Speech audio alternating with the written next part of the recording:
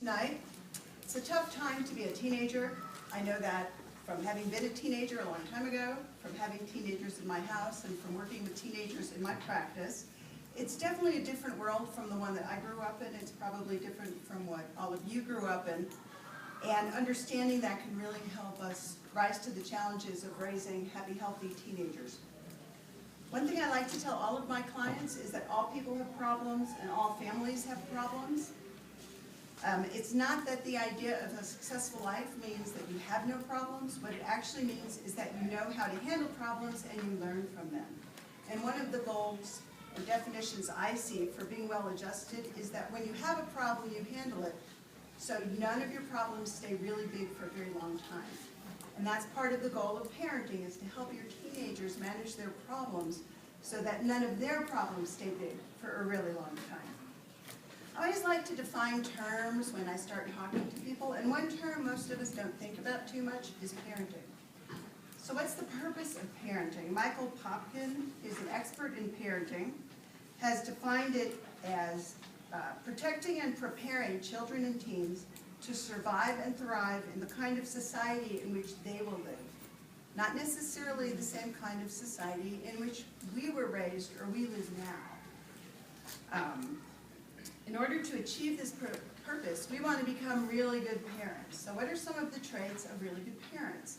These include learning to anticipate and prevent problems, encouraging participation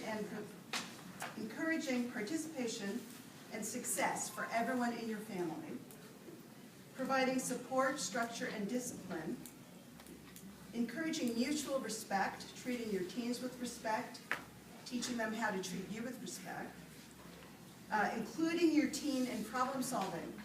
You want to practice the democratic principle of you don't always get your way, but you always get your say.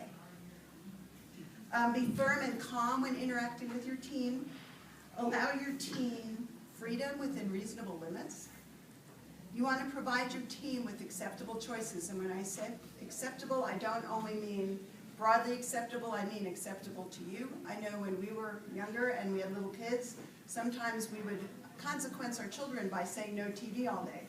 And I discovered that was a consequence more for me than my kids, because they would be bothering me all day when I was trying to do laundry or cook dinner because they had nothing to do. So we very quickly learned you take away the Game Boy, but you don't take away the TV. So acceptable choices mean acceptable for your child and for the adults in the household.